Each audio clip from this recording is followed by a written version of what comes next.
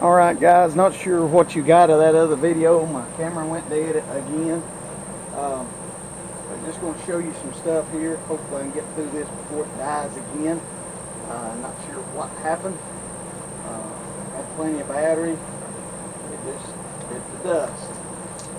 Put the gloves back on. I don't like them because they sweat your hands so much, but hey, you know, it is what it is. It's either dirt or sweat, so the sweat comes off easier.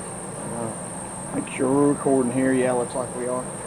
Alright, we got one bolt left on the oil pan. Then we'll drop it.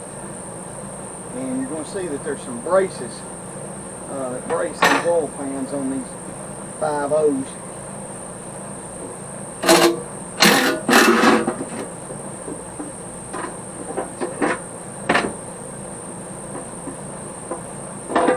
There's the oil pan. Nothing much to see here. There's two big old sumps.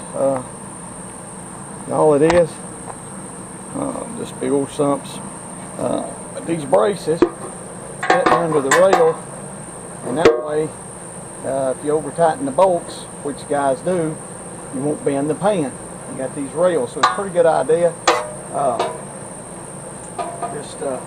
That's what they're for.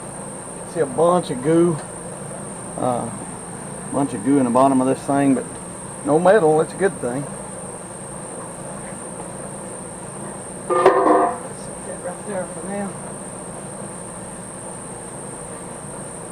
Wipe this down. Set it aside. I'm going to put this oil pan bolt in with the white vinegar. Sit in there and soak for a couple of days.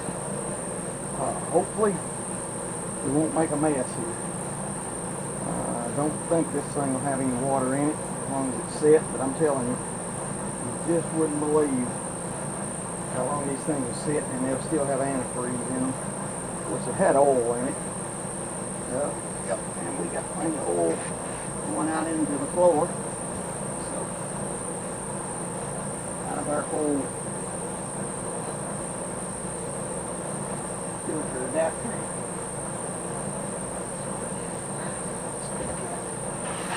Turn like a dip into bag, hopefully.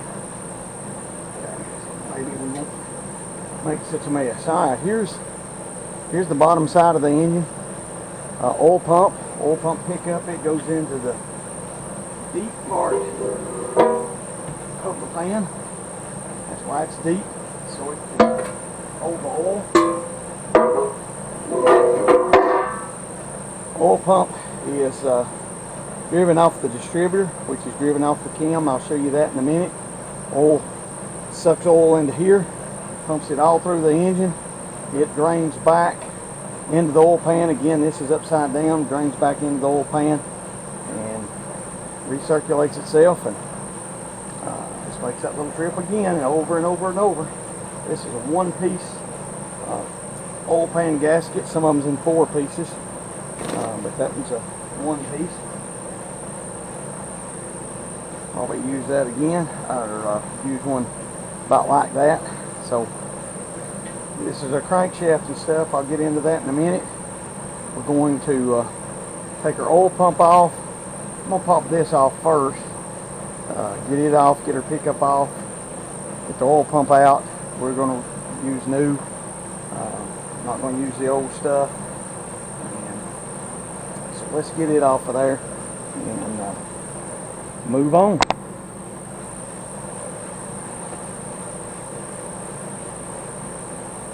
Probably for now, guys, just to save time, probably just going to pop the oil pump off. I don't know when that camera is going to die again. And phone number. It's an 800 number. Not anybody I need to talk to. So just ignore that. Unless y'all want to answer it, you can go ahead. But I ain't. Get these out, and we'll throw them in the pan too. Let them be soaking and cleaning. Well, they are nasty. Get nasty, even in the engine.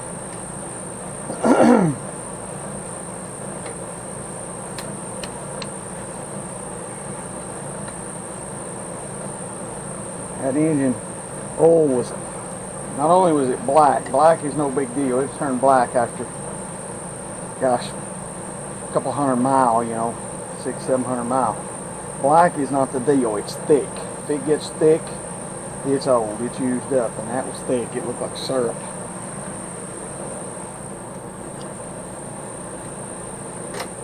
The engine doesn't look too bad inside, but oil changes wasn't on the agenda.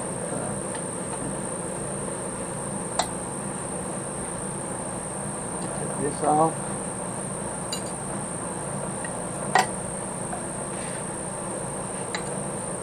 This has got a lock nut on it, which means it'll lock itself in place, it won't back off.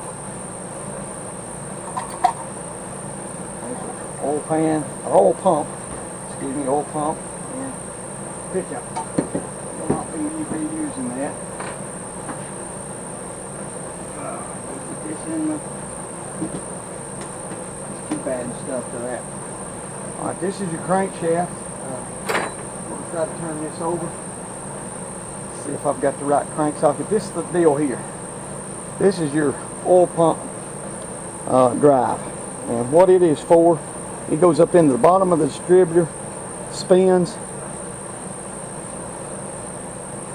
gets right in there on the oil pump like that, and spins, and as it spins, it pumps oil through it. Okay? Grab the distributor. One thing I meant to get. See how all this holds.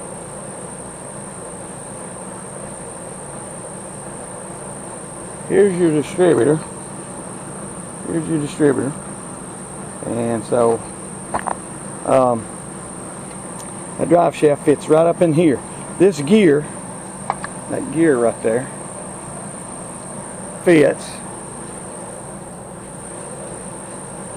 on the crankshaft. The crankshaft will be laying, if this was turned up, you know, again, we're upside down. This fits right in there like that. Crank's turning. Got a gear here turning the cam. The cam turns this. Spark goes out to the plug wires. This is sitting here again. This motor's upside down. Be sitting like that in real life. Distributor shaft. This whole thing fits together like that. Hopefully you can see that. And distributor turns, turning the shaft, turning our oil pump. This is driven off the camshaft right here, and the camshaft is driven by the crankshaft with that timing chain we saw. It's all just one big jigsaw puzzle, one big huge jigsaw puzzle. I wanted to show you this on the camshaft. You got different lobes. If you look at this camshaft, you got 5 round lobes here, big round lobes. They fit in the engine, and this thing spins on it. But you notice the shape of these. See if I can get that where you can see them. These have some odd shapes. There you go. You can see they've got a big bump right there. Big bump. This roller lifter follows on that and follows up and then back down. When it goes up, it lifts, pushes on the push rod pushes on the rocker arm opens the valve, as we saw. But you can see those lobes, those are cam lobes.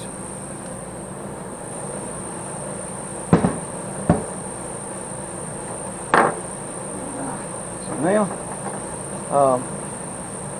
this is our crankshaft. Probably can't turn it by hand, especially as long as this thing will sit.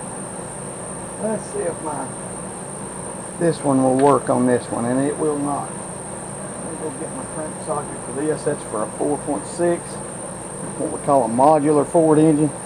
Build a lot more of them than I do push rod engines anymore.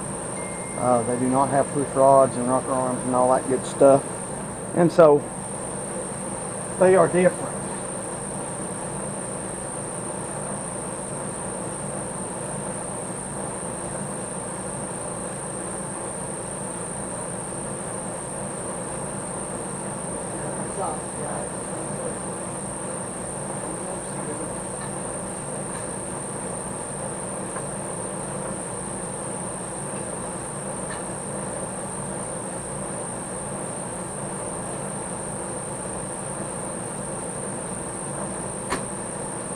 Okay, hopefully this is it. Again, I should have had all this stuff out, but I didn't know the camera was going to die and all this other good stuff. Yeah, that's her. Line it up. Now you can watch the pistons. Crankshaft's turning. You guys been in my class and done the 4-stroke cycle. Crank going down, pistons going up. This is cylinder 1, 5, 2, 6, 3, 7, 4, 8. I'm going to turn it up where you can kind of look at it. And I'm fixing to lose a bunch of oil right here. Done am. Let me see if I can try to keep from making such a mess in my floor. Keep my wife happy, me happy, everybody happy. I don't know if y'all happy, but you get over it. Try to clean up our mess as we go. When I was going to Nashville Auto Diesel College, a roommate of mine built a small block Chevrolet in our living room. Still ain't fitting it with carpet, so you can imagine that. But it was all clean. He didn't bring it in dirty. It was all clean and stuff when he brought it in. Mostly new parts, mostly. But we cleaned everything and stuff like that. Never have forgotten that. Alan McAllister was his name. He was from South Carolina. So if you know Alan McAllister, South Carolina might be him. If you do, tell him Scott Noy says hi. Alright, so I'm going to leave that right there. Maybe you guys can see that. Come right over here. Got to get where I can turn the crank without. Maybe you can see the pistons going up and down. Let's see if I can hold this. See if we can hold this and turn at the same time. And watch the pistons go up and down in the bore as I turn it. So that's how all that works. That's how all that works. We are getting there. Now we got to take the pistons and the rods and stuff out, rod assemblies out. These are called your main caps. You got 5 of them on a Ford. 1, 2, 3, 4, and 5's unique. It's got what we call the thrust bearing in it, and I'll show you that in a minute. Going to try to see if I can show you. These caps are labeled. They are numbered, and they have an arrow on them. Try to turn these things brown, maybe you can see it a little better. So we're going to see if we can. I can show you right there. Right there is number 1 and the arrow forward. There is number 2 in the arrow forward. And then 3 and 4 and so on. Those have to go on a certain way. If you don't get them that way, this thing will lock up. It'll never turn over. So you don't want that. So let's get our first set of pistons and rods out of here. First thing we got to do is break our bolts loose. So grab a socket again. I never know how far I'm going to get, guys, so I just have to wing it.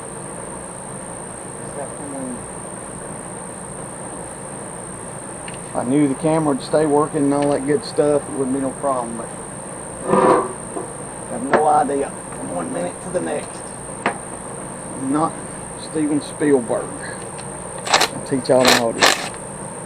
So I'm going to show you how to kind of break these loose.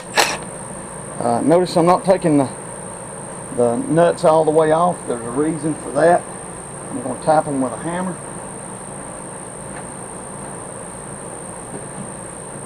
I'll use a dead blow to do it right. Alright, what that did is that separated the crank and, or the rod cap and the rod right here. It's separated. So now I can take them apart. This part will come out, and that part will come out in my hand. So let's do it.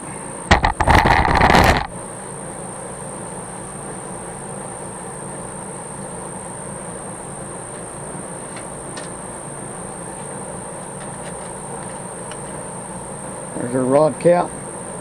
Naturally the bearing stayed on it. Right, I want to show you something now. If I was going to reuse this stuff, I would protect this crank. You can put pieces of hose on these bolts, just some fuel hose, any kind of hose. They make some little special booties. I don't have any, but you know, I can't have it all. I've got some, but I'm not going to search them out because we're not going to use them. This is a rod bearing. You can see that this one's got a little bit of grooving in it, but doesn't look bad. Doesn't look bad. These, when people say we're going to put rings and bearings in it, this is one of the bearings that they do. There's one in the cap, and then there'll be one in the rod here.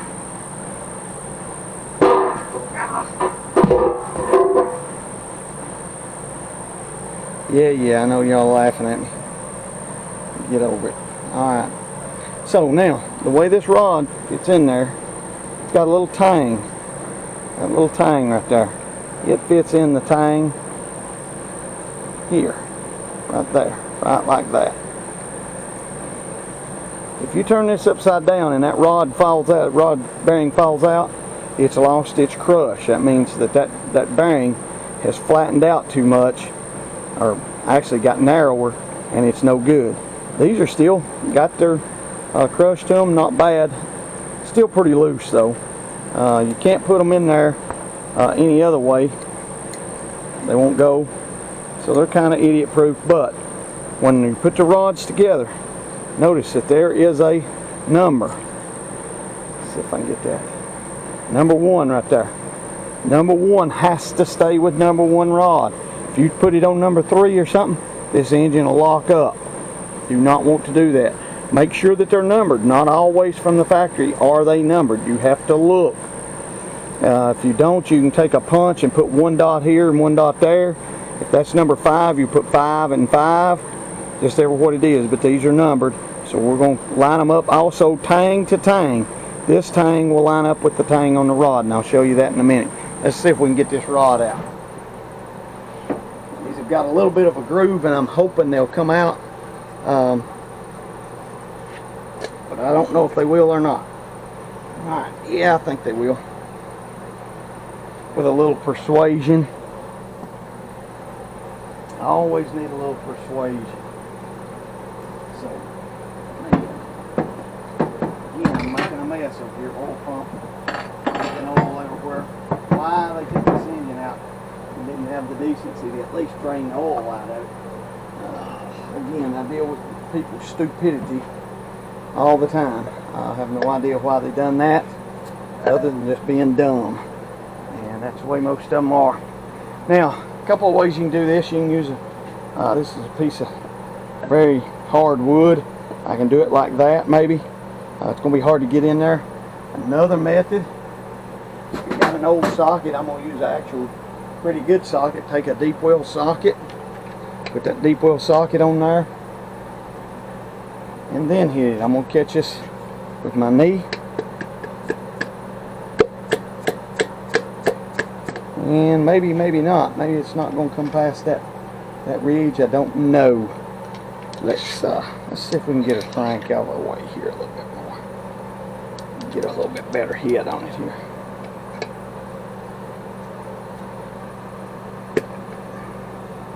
Almost. We're almost out of there. Doesn't take much. Most of the time on an engine it doesn't have a ridge in it. You can get them right out. Hang on a minute. Let me work smart, not hard. A little late for that. What I'm going to do is have the right size extension. Now again, you wouldn't want to beat on this very hard. I'm just showing you a way to do it. Okay. And here is our piston and rod assembly. This is our piston connecting rod. There's our bearing, tang. You got 3 piston rings. You got 2 compression and oil control. These should turn. They will not. That piston is chewed up right there. Chewed up. Very rough. And this ring will turn. That top one ain't even coming close to turning. So this engine really needed to be rebuilt. It couldn't have run the way it was anyway. Also, you'll notice this little dot right here. Some pistons will have an F, a T, an arrow. I've seen a triangle, a circle, all kinds of crap on top of this piston. That means that that part of the piston goes forward. So unless something has hit that, most of them have a little notch like that, but I believe that something has hit this, and that's why that ring is pinned. We'll see when we get a nutting out. If it turns free and doesn't have that notch, we'll know that something just knocked the crap out of it, and that's what it is. This has got a small dish, but this is mainly a flat top piston. No half moon shapes for the valves that were in the heads. This doesn't have them from the factory, which is unusual. This is an 86 model motor. To my knowledge, only the 86 50s came without notches. The rest of them had them. Some of the earlier 85, 84 stuff may have not had them, but the 87 stuff I know did. From 87 up, they had some cutouts for the valves and stuff. So let's get a nutting out and see what it is. We're going to take a rod cap. I always lay my tools on stuff that I need, don't I? Okay. Hopefully that I can make this clear. We shall see. Alright. Here's our tang on our rod. There's our tang. A rod cap, sorry. Rod cap. There is our tang on our rod. So we're going to make tang to tang. This tang is going to go on the same side as that one. And they can be a little cantankerous. And if you look, hopefully this will come through. Get the light right. There's a number 1 here and a number 1 right there. The ones have to line up. And maybe you can see that in there. Trying to get the lighting right, guys. Tang to tang. There'll be 1 tang on the left side and 1 on the right, but they're both together. So that one's assembled right.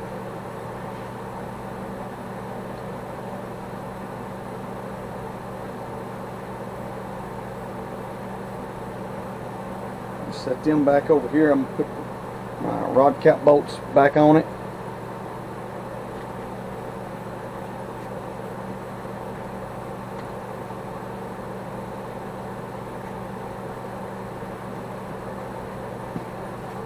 So now we're going to take this one out. Wheel forward is numbered. The driver's side pistons are 5, 6, 7, and 8. Passenger side pistons 1, 2, 3, and 4. Chevrolet, totally different. That and the big block Mopar and stuff. Mopars are, theirs is 1, 3, 5, and 7 on the driver's side, all odd numbers, and then their even numbers are on the passenger side, 3, 4, 6, 8. So got that like that. Whack it real good. Again, I'm not using a steel hammer. You don't want to damage this. You know, somebody may try to use the rods. They're good. They'd have to buy a piston, but you know, these theoretically you wanted to do machine work now. They could be used. I wouldn't want to do it, but you know, just no stock or get me back and forth to